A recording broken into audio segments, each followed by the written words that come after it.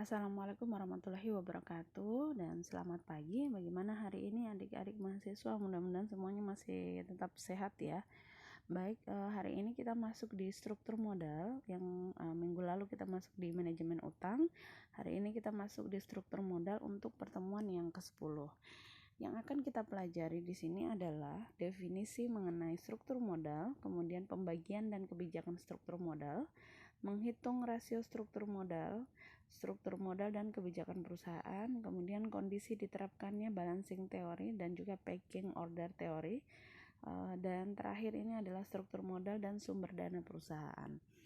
Baik, pengertian daripada struktur modal itu sendiri, jadi memang modal ini penting bagi perusahaan ya, karena kalau tanpa ada modal pastinya perusahaan tidak akan berjalan. Nah, tanpa modal juga perusahaan tidak akan bisa berputar ataupun beraktivitas. Nah, modal di sini ini ada dua, di mana modal ini bisa berupa modal asing dan juga modal sendiri. Modal asing ini adalah modal yang bersumber dari pinjaman, baik pinjaman jangka pendek maupun jangka panjang.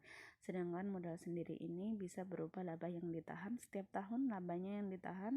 Kemudian juga memang ada kepemilikan ataupun modal dari pemilik perusahaan tersebut yang ada di dalam. Nah, struktur modal yang optimal adalah struktur modal yang mengoptimalkan keseimbangan antara risiko dan pengembalian sehingga memaksimumkan harga saham. Artinya bahwa ketika kita melakukan suatu modal, menambah modal ataupun menambah pinjaman ataupun meminjam, nah ini pasti akan beresiko terhadap modal itu ya. Apakah resikonya itu? Jadi resiko itu ketika kita tidak mampu untuk membayar. Nah, ini juga menjadi suatu kekhawatiran. Sehingga kalau seandainya kita berbicara mengenai pinjaman ataupun modal asing, ini harus bisa untuk diputar ataupun bisa untuk bagaimana kita mengembalikan modal tersebut ataupun mengembalikan pinjaman tersebut dengan cara bahwa pinjaman tersebut sesuai dengan fungsinya masing-masing. Jadi misalnya kalau kita meminjam untuk produksi berarti memang khusus untuk produksi. Tapi kalau ini menambah modal untuk misalnya membeli mesin, berarti kita harus gunakan untuk membeli mesin. Jadi jangan sampai nanti ini akan berubah kegiatan ataupun mungkin untuk yang lainnya. Jadi kita biasanya itu perusahaan yang baik itu sudah merencanakan pinjaman serta tujuan daripada pinjaman tersebut.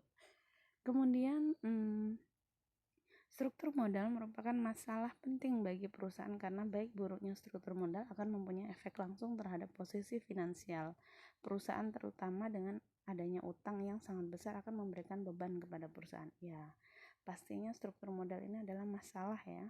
Karena kenapa? Setiap perusahaan itu pasti menginginkan perusahaannya cepat besar. Kemudian perusahaannya harus cepat berkembang dengan pesat. Ini membutuhkan modal yang sangat banyak, tetapi harus kita bisa memilah modal yang didapat maupun pinjaman tersebut disesuaikan dengan kebutuhan.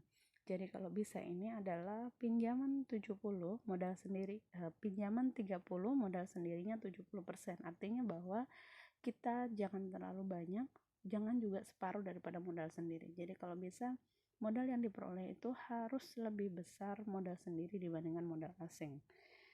Nah, kemudian kita masuk di pembagian dan kebijakan struktur modal. Di sini ada simple capital struktur ya, dan juga kompleks capital struktur. Artinya bahwa di sini simple capital struktur ini adalah perusahaan hanya menggunakan modal sendiri saja dalam struktur modalnya. Nah, ini juga satu yang sangat bagus ketika kita memiliki modal yang sangat besar yang diperoleh dari perusahaan itu sendiri ataupun modal pemilik sendiri ya. Jadi memang ketika kita mendirikan usaha tersebut memang kita benar-benar uang kita sendiri tanpa adanya modal asing ataupun tanpa adanya hutang.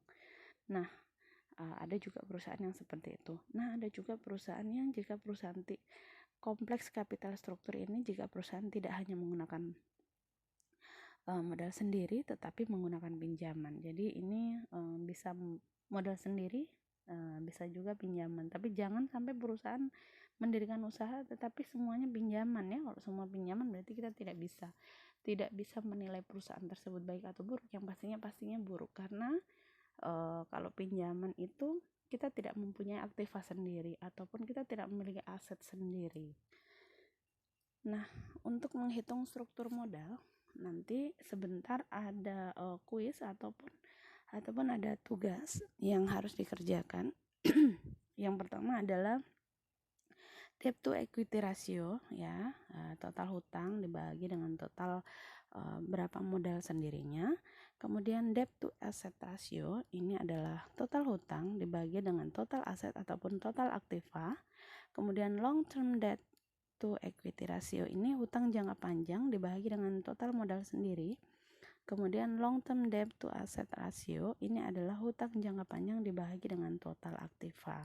Jadi nanti silahkan dihitung, nanti di akhir sesi saya akan membuat rasio ini, karena memang ini sudah ada di pertemuan yang keempat tentang menghitung rasio hutang, ya.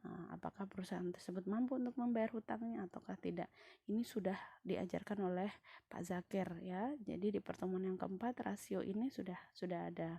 Jadi saya hanya mengulas lagi karena memang akan nyambung terus untuk rasio keuangan. Nah, kemudian di sini ada kondisi diterapkannya balancing teori dan pecking order teori. Balancing teori ini adalah suatu kebijakan yang ditempuh oleh perusahaan untuk mencari dana tambahan dengan cara mencari pinjaman, ya. Balancing teori ini berarti dia harus mencari tambahan dengan cara meminjam. Kalau pecking order teori ini adalah suatu kebijakan yang ditempuh oleh suatu perusahaan untuk mencari tambahan dana dengan cara menjual aset. Jadi ada perusahaan di mana ketika dia membutuhkan modal, dia meminjam ataupun dia dengan cara menjual asetnya. Jadi misalnya banyak tanahnya, jadi tidak usah meminjam, kita menggunakan aset kita untuk menutupi perusahaan tersebut. Kemudian sumber dana perusahaan, ya. Sumber dana pastinya sudah tahu, ya. Ada dana jangka pendek, ada dana jangka panjang, ya. Kemudian oke, baik, selesai, ya. Jadi nanti di akhir kita masuk di Google Class untuk mereview kembali yang tadi tentang rasio struktur modal supaya lebih paham. Jadi nanti ada saya kasih laporan keuangannya, kalian yang analisa kembali, ya. Oke, terima kasih, semoga ilmunya bermanfaat. Selamat pagi, assalamualaikum warahmatullahi wabarakatuh.